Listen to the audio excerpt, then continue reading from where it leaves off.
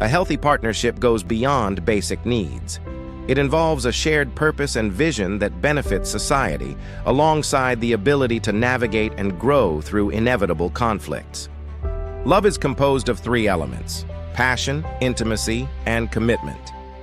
Different combinations of these factors create 8 distinct types of love, emphasizing that integral love, where all three are present, is rare but ideal. Misunderstandings often stem from mismatches in 4 key areas: biological, psychological, cultural, and social.